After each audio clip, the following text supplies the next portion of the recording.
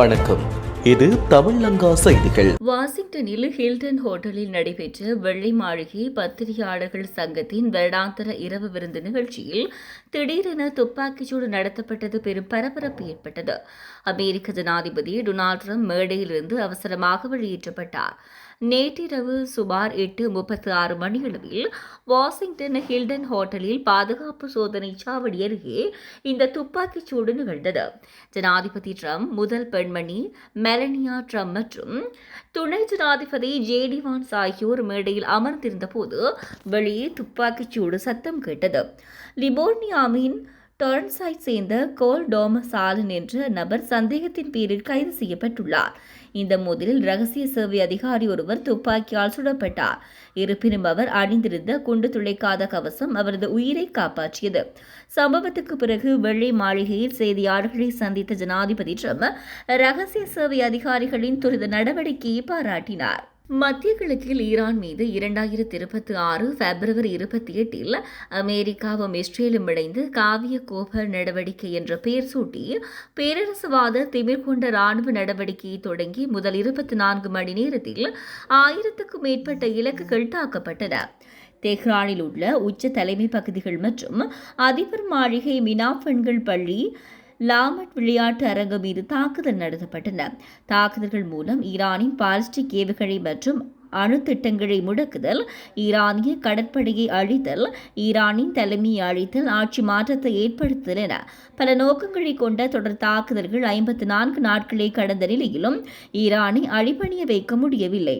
அமெரிக்காவில் தொடர் வான்வழி தாக்குதலை அடுத்து ஈரானின் புரட்சிகர காவல்படை உடனடியாக ஏவுகணைகள் மற்றும் ட்ரோன்கள் மூலம் பதிலடி கொடுத்தது.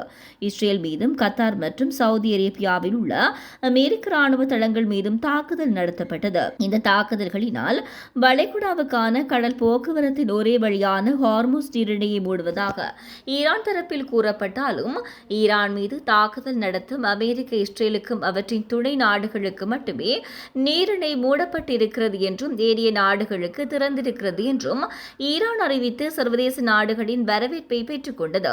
எந்த முடிவும் எட்டப்படாத நிலையில், பேச்சுவார்த்தை பயனளிக்காத நிலையில் ஈரான் மீதான அமெரிக்காவின் கடல்வழி முற்றுகை ஏப்ரல் 13 காலை 10 மணிக்கு நடைமுறைக்கு வருவதாக அமெரிக்க மத்திய கட்டளை அதிகாரப்பூர்வமாக அறிவித்தது. மூன்றாவதாக, பனியா எண்ணெய் வர்த்தகத்தில் ஏற்றுமதி சுத்திகரிப்பு மையமாகவே இத்துறைமுகம் வடிவமைக்கப்பட்டது மற்றும் இதன் அருகில் பெரிய ரெஃபரி உள்ளதோடு கிர்குக் பயனாய்ஸ் பைப்லைன் இணைப்பு இருக்கின்றமையினால் கச்சா எண்ணெய் கையாளுதலுக்கேற்ற வசதிகள், சேமிப்பு மற்றும் சுத்திகரிப்பு ஒரே இடத்தில் ஆற்றல் மையமாக இருக்கும் திறன் போன்ற நன்மைகள் உண்டு.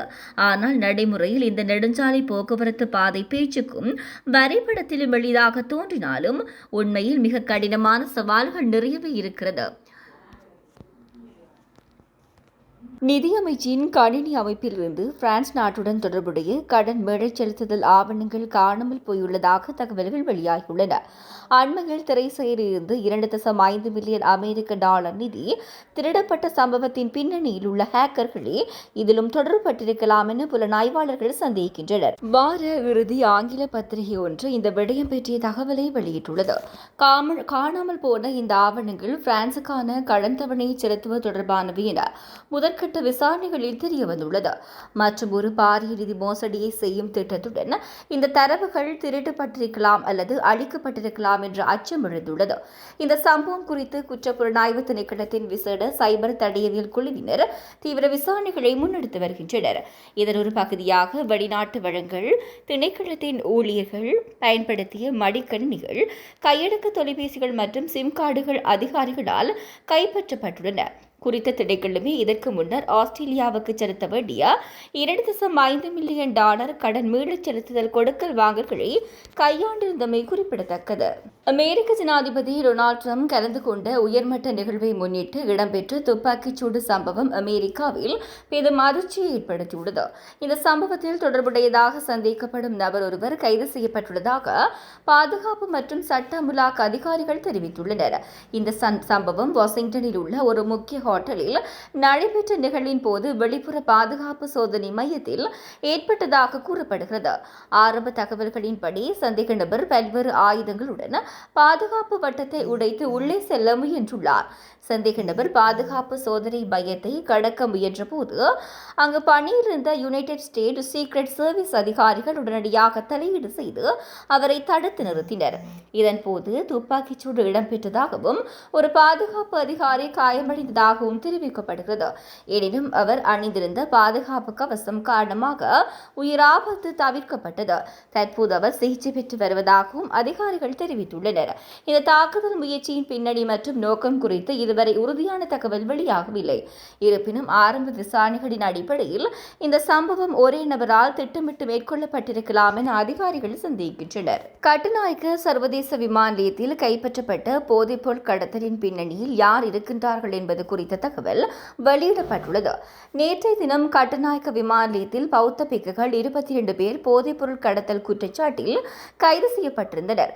கட்டுநாயக்க விமான நிலைய வரலாற்றில் பௌத்த பிக்குகள் கடத்தியதாக குற்றம் சுமத்தப்பட்டு கைப்பற்றப்பட்ட அதிகூடிய போதைப்பொருள் தொகை என்பது குறிப்பிடத்தக்கது.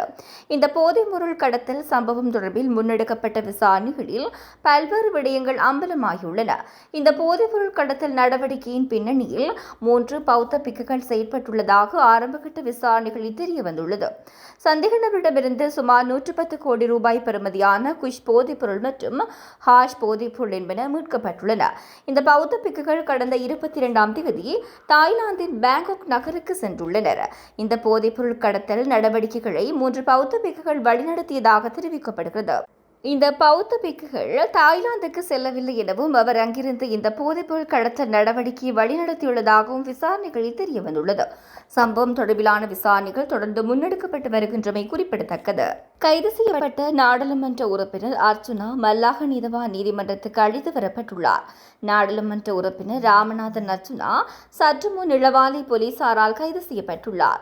நிலத்தகராறு ஒன்றில் பெண்களை துப்பாக்கி முனையில் மிரட்டிய சம்பவம் தொடர்பில் விசாரணைக்காக அழைக்கப்பட்டதன் பின்னர் கைது செய்யப்பட்டுள்ளார். பின்னர் அர்ச்சுனாவிடம் இருந்த துப்பாக்கி மீளப் பெறப்பட்டுள்ளதாக தெரிவிக்கப்பட்டுள்ளது. இந்த சர்ச்சைக்குரிய பெரிய விழா நிலத்தின் உரிமை தொடர்பாக மல்லாக நீதிமன்றத்தில் வழக்கு தொடரப்பட்டு அந்த வழக்கு தற்போது விசாரணையில் உள்ளது.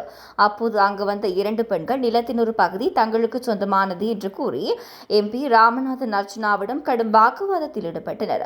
வாக்குவாதம் முற்றிய நிலையில் எம்பி ராமநாதன் அர்ச்சுனா தனது பாதுகாப்புக்காக வைத்திருந்த துப்பாக்கியை திடீரென எடுத்து பெண்களை நோக்கி காட்டி மிரட்டில் விடுத்தார். அதேவேளை குறித்த சம்பவத்தில் தனது காணிக்குள் அத்துமீறி நுழைந்து தன்னை அச்சுறுத்தியதாக நாடாளுமன்ற உறுப்பினர் அர்ச்சுனா ராமநாதன் இளவாலை போலீஸ் நிலையத்தில் செய்த முறைப்பாட்டின் பிரகாரம் அர்ச்சுனாவுடன் முரண்பட்டவர்களில் பெண்ணொருவரை கைது செய்து மல்லாக நீதவான் நீதிமன்றில் நேற்றைய தினம் ஞாயிற்றுக்கிழமை முற்படுத்திய வேளை பெண்ணை எதிர்வரும் 29ஆம் தேதி வரையில் விளக்கமறியலில் வைக்குமாறு மன்று உத்தரவிட்டுள்ளது.